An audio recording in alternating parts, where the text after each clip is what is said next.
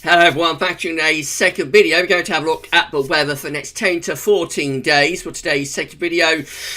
So day 10 takes us to around the 5th of February, and we'll be able to extend out beyond that. We extend GFS and ECM ensembles. Maybe around a couple of weeks, and have a look at Surface V2 at the end of the video. For the next 4 weeks, and that will take us into the second half of February. Of course, we're going to begin by bringing you up to date with development Stratospheric-wise. So many of you have been asking what's going on in the stratosphere. Generally, after sudden stratospheric warming and the reversal of zonal winds and that kind of thing, I tend to stop looking at it as much, and we wait to see what, if any, tropospheric response we get.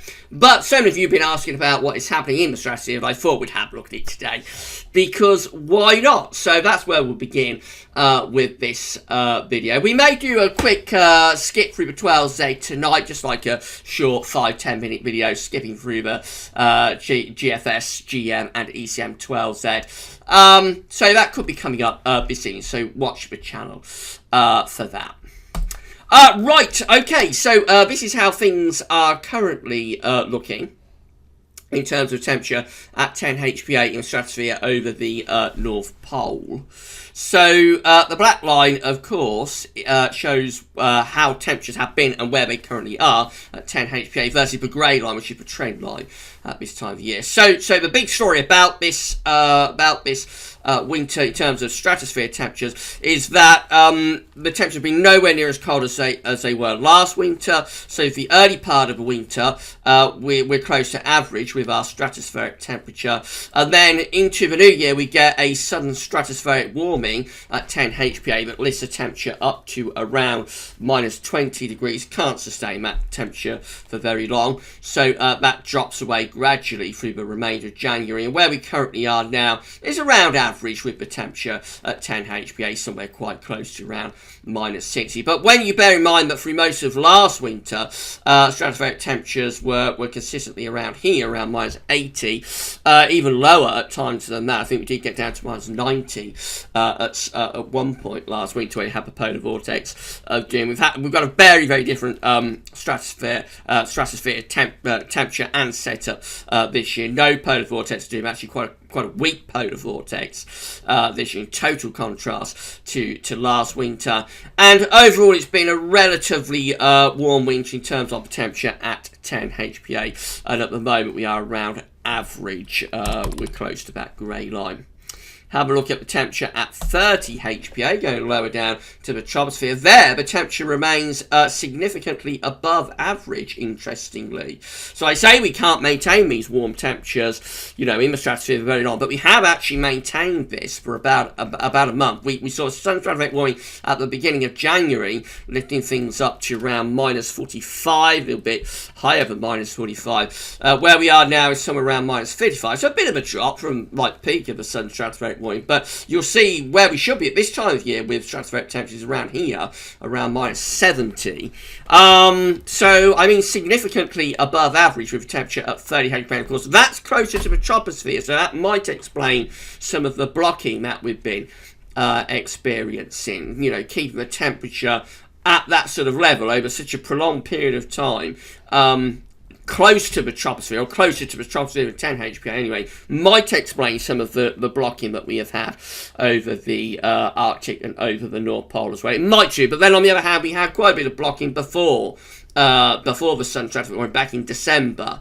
So it's very, very difficult to know, whether the blocking we had in December caused the sudden stratospheric warming and that sort of fed back on itself, or whether the blocking we have now is as a result of sudden stratospheric warming. We would not have had that without it. There's no way of knowing, really. So it's one of those questions that I think about this winter, but a lot of people will be debating, just what effect did this sudden stratospheric warming have, if it did have an effect, how much and what effect did it have, the sudden stratospheric warming that we had at the beginning of January. I expect people will be debating this for a very, very long time. What we can say is that stratosphere-wise, it's been a very, very, very different winter to last winter, with the polar vortex of doom and the record strong zonal winds that just kept blasting away right the way through the winter.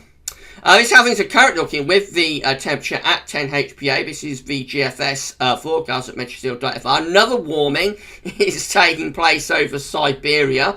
It's not a sudden stratospheric warming, not quite reaching that sort of level, but it is another significant warming taking place over Siberia, where we've got these blue colours. These are the colder temperatures at 10 HPA, as we've already established at 10 HPA over the North Pole. We're somewhere around minus 60 degrees, and we see that there with those blue colours. Right, let's run through and see what the GFS is forecasting to happen. So that warming over Siberia will start to push towards the Arctic again as we go through the next few days. It will lift the temperature back up. Again, this is not a sudden stratospheric warming, but it should be enough to continue to keep the polar vortex in its box, really, you know, to keep it relatively destabilised and weakened. So by the time we get through to like this time next week, we are pushing those green and yellow colours back into the Arctic. That on this chart will probably lift the black line back up to around this sort of level, I would have thought, so somewhere around minus 45 to minus 40 degrees. So it's not going to get back to the kind of level it was at the beginning of January when we have a sun-direct warming, but it will be enough to lift that black line back above average again, and should keep the polar vortex dampen down and stop it from getting too intense. So as we run into more extended range, this is what happens on this GFS forecast. So again, the blue colours try to get back to the Arctic, no more than like average on that JMA temperature scale. Looks like there's another warming beginning to start gathering pace, stratospheric warming beginning to start gathering pace through like southern Europe and into the Mediterranean. It's possible that might push into Siberia again and begin the cycle all over again. In terms of the zonal winds, they are much weaker than was the case last year. So this is from the University of Berlin. So this top box is at 1 HPA. That's at the very top of the stratosphere, and it's beyond the level where weather is taking place, of course, in the troposphere. There we see that, of course, we had a complete reversal of zonal winds at 1 HPA when we have a sudden stratospheric warming. Now we're kind of like around here. So yeah, you know, quite weak with zonal wind at 1 HPA. More important is what's going on at 10 and 30 HPA, though. That's in this second box just here. So the blue line is 10 HPA, the red line is 30 HPA. You can see that early in the winter, the zonal winds were around average, really. No stronger than average, but around average for zonal winds at 10 and 30 HPA in the early part of winter. Then over Christmas into New Year, we get the sudden stratospheric warming. That sends the zonal winds into reverse. Into the new year, we have a reversal of zonal winds. The zonal winds have come out of reverse, but are still very significantly weaker than average, as you can see here with the blue and red line. Actually, I say the zonal winds are out of reverse, but at 30 HPA, which is the red line, that is probably still hovering around the sort of level that would be considered a reversal of zonal winds, and that has continued for like 2 or 3 weeks now, actually, and that's because the temperature remains much warmer than average at 30 HPA. 10 HPA, but the zonal wind has sort of lifted up slightly, but it's still very weak. And the ECM model is forecasting that zonal winds will stay very much in a weakened state, you know, over the next 10 days, next couple of weeks. There's no sign of zonal winds sort of staging any kind of recovery, really back to what you would expect, which of course would be somewhere up here, and instead we're somewhere down there. So yeah, you know, such a different winter this in terms of what's happening in the stratosphere. It's like chalk and cheese this winter to last winter in terms of the stratosphere, and of course in terms of the overall weather setup. Right, so that's brought you up to date with everything that's going on stratosphere-wise. Let's have a look at the GFS upper air temperature and precipitation ensembles then. So the red line is the 30-year upper air temperature average. Again, we're looking at London today. So we're starting off still cold today, although temperatures are becoming less cold. There is a thaw of lying snow and ice taking place across much of the country, although there will be more snow in the coming hours and days over high ground in the north. Actually, temperatures are going to become quite mild through the middle part of this week. In the second half of this week, I think we could lift temperature in the south. Possibly we could lift temperature by Thursday and Friday up to around 14 degrees on the south coast. Very, very mild, 57 Fahrenheit. But in the north, in Scotland, it's going to stay, it's going to stay cold there. And by weekend, those colder temperatures will be moving southwards again, as we see here, with a drop in the upper air temperatures taking place. Early next week, it goes a bit milder again. And after that, further on through the first week of February and into the second week of February, just still that idea of a general cooling trend. You'll notice that there are several members of the GFS ensembles that are dropping into the freezer. Most notably this one just here, but it's probably going to be a beastly easterly. I haven't been through the ensemble, but I suspect that one is a beastly easterly, taking the temperature down to around minus 15 at 850 HPA.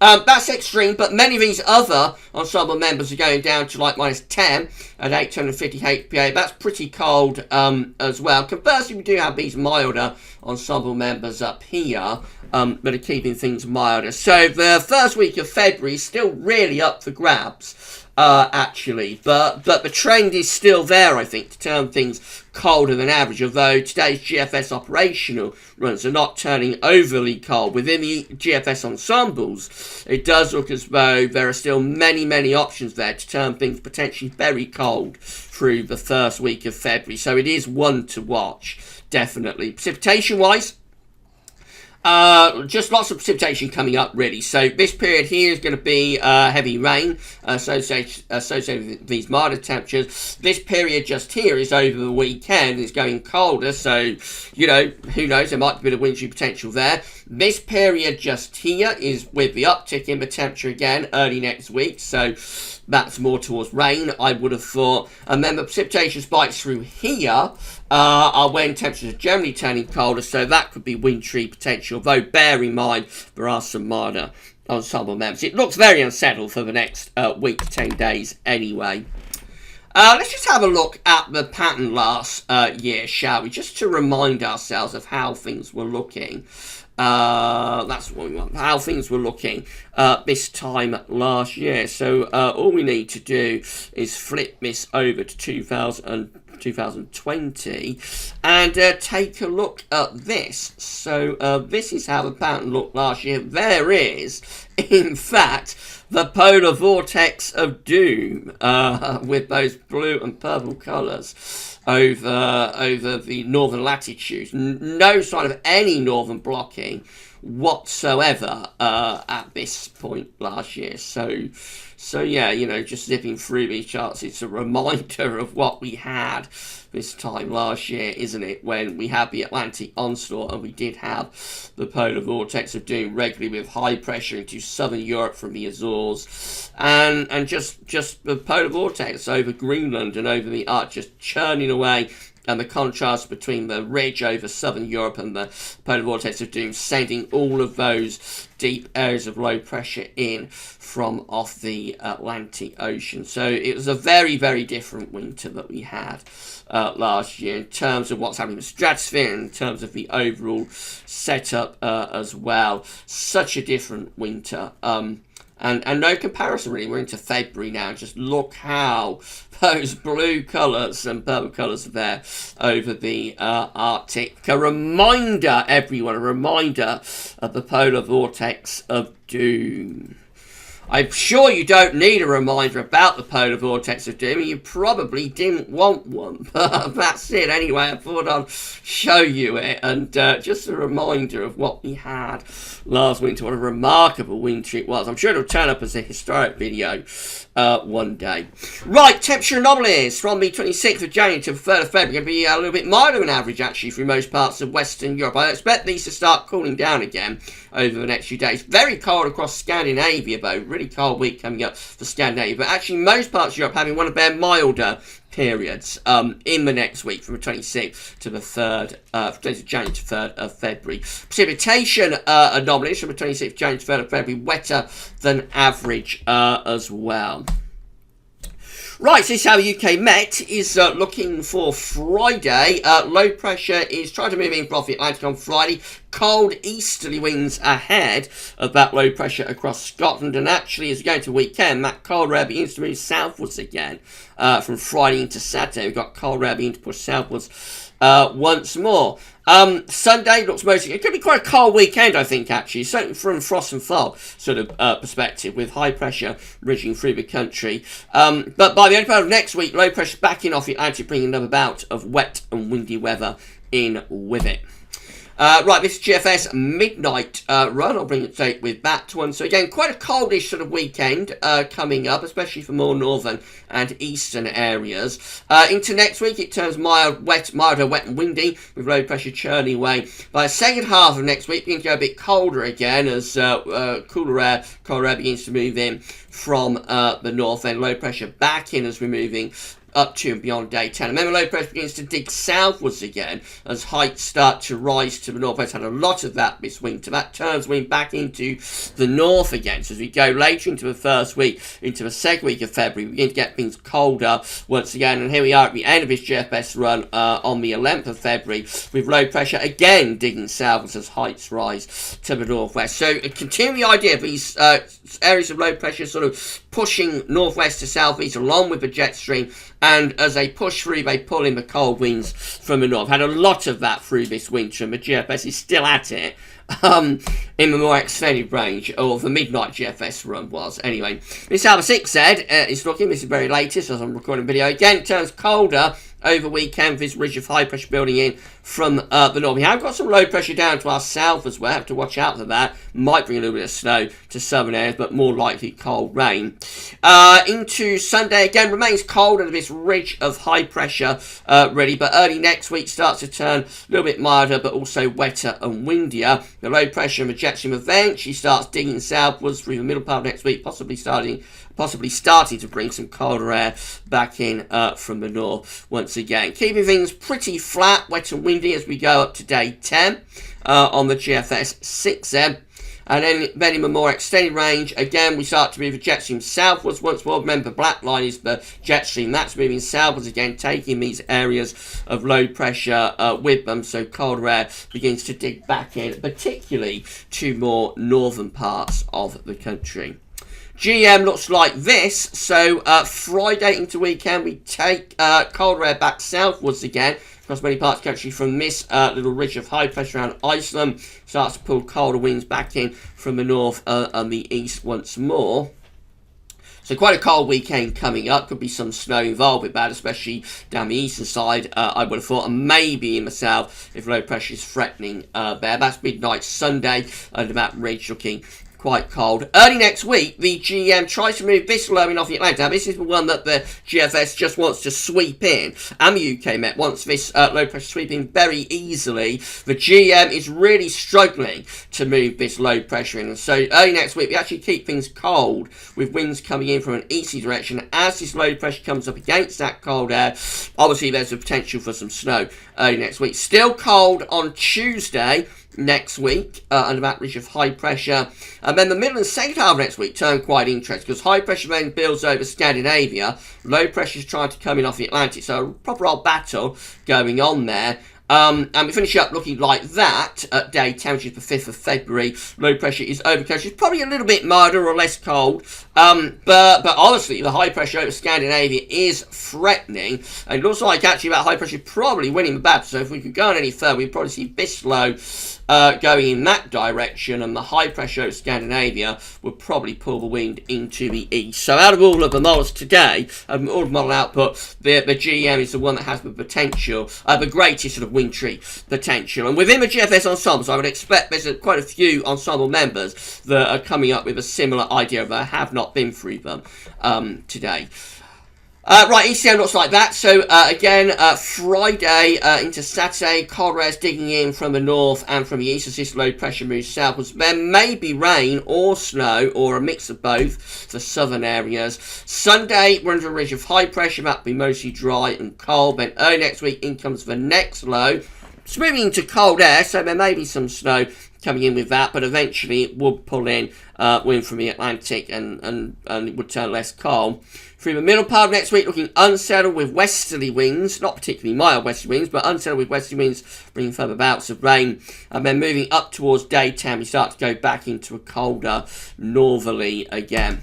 This would be precipitation type forecast based on that ECM run from Tometeo.com. So we've got this band of rain moving across the country today, ending the latest cold period, but producing snow in the north. There will be a little bit more snow to the north, rain and sleet further south. That all gets out of the way. A slow thaw of light snow and ice will take place in the south anyway tonight. In the north, it probably turn frosty again.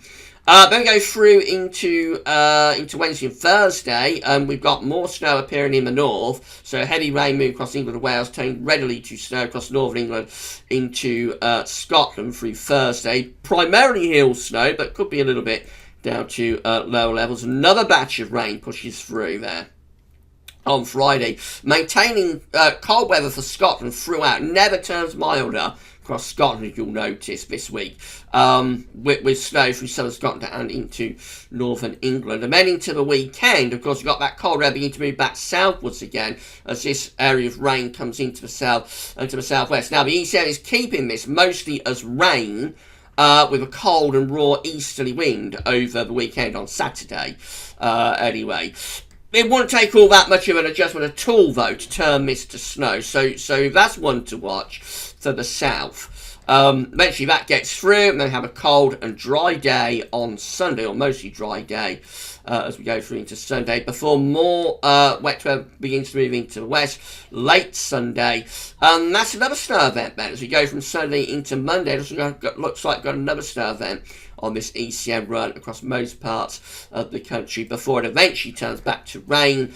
And into next week, we're talking about bouts of rain then sweeping in from off the Atlantic. But still, even into the middle of next week, so even up to day 10, still for Scotland and possibly parts of northern England, it remains cold enough for snow at times. The mild air really struggling to get through to Scotland. It has been a very cold few weeks across Scotland. Those who are down in the south probably don't appreciate how cold it's been for large parts of Scotland. But since Christmas, it's been a really cold few weeks, like 4 weeks over now of solidly cold weather north of the border.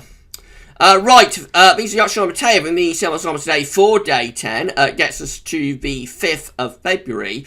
We have 22 members of the ECM ensembles with low pressure over and to the south of the country, high pressure blocking to the north and to the west. That will bring the wind in from an east-northeast direction. That could be cold and wintry. 16 with low pressure sort of through the country. That's trying to go colder again, I think, at day 10, really. And 13, again, low pressure over the country, northern blocking away to our north and northwest. So again, that is trying to go cold. It looks like most of the options are trying to turn things colder again, really, by day 10. In 2 weeks' time, these are the options that we've got. This gets us to the 10th of February. Have 13 members of the ECM ensembles with high pressure, just generally to our east, low pressure to the west. So that's probably drawing up a reasonably mild southerly wind, but of course the danger with that is the ridge will go north, set of Scandinavian high, and eventually get wind into the east. But as it is sort of 2 weeks out on the 10th of February, that is probably reasonably mild. Then we've got 9 with high pressure centred between Scotland and Scandinavia. That's going to be bringing in winds from the east. That's dry and cold with easy winds. Another 9 just here with low pressure over into the west of the country, combined with northern blocking. That's going to be relatively mild, actually, and unsettled, despite the northern blocking. We're on the mild side of the low pressure. 7 with low pressure over to the east, high pressure up towards Greenland, probably bring down quite a cold northerly wind. Another 7, again, high pressure in the Norwegian Sea, winds are likely to be easterly there, that's going to be cold. And then 6 with high pressure, again, to our north generally. Low pressure to our south, winds will be coming in from the east. A fair few options there to turn things colder with easterly winds into the second week of February. CFSV2, finally, these are 500 millibar heights broken down into week periods. The first week period takes from 26th of January to the 1st of February. The coming week isn't as cold as it has been, because we've got winds coming in off the Atlantic, and the jet stream is a little bit further northwards as well. Nevertheless, for Scotland, we probably do keep it pretty cold. Week 2 is going to be the 2nd to the 8th of February. High pressure then around Scandinavia and up to Svalbard. Low pressure is out to our west. There's a bit of a battle going on. The low pressure wants to maintain westerly winds, and of course the high pressure to the northeast wants to bring in an easterly wind. It's the kind of thing that might deliver significant snow as those two air masses clash with one another. Who knows? But certainly looks very blocked there, like to north of Scandinavia. Week 3 is the 9th to the 15th of February. High pressure centres around Greenland, Iceland, but sends a ridge down the western side of Europe. That's probably mostly dry, and I would have thought, you know, you would expect quite a bit of frost and fog with that probably. And then week 4 is the 16th, 22nd of February. The high pressure then is around Iceland and Greenland. Low pressure across northern and probably western Europe. Winds coming in from the northeast. I think that could be pretty cold and wintry as well. Right, if you enjoyed this video, please can you click like, make sure you subscribe to our channel. You'll be able to see future weather content if you do that. Tell your friends, family and everyone else about Gaz Weather. We're on the grind to 11k subscribers now. And drop a comment and let us know what you think about this and all of our videos. That's it then. So I think we'll be back, you know, around 7:30, 8ish, just with a 10-minute video, 5-10-minute video looking up 12Z. But that's it for this one. Tomorrow we've got the USA forecast, of course, and we'll be live streaming our 10 to 14 days. So everything that we've done here, minus the Stratospheric stuff, everything else that we've done here, we'll do tomorrow, but it'll be part of our live stream, and that'll be from 6 o'clock. For this video, that's all for now, and thanks for watching.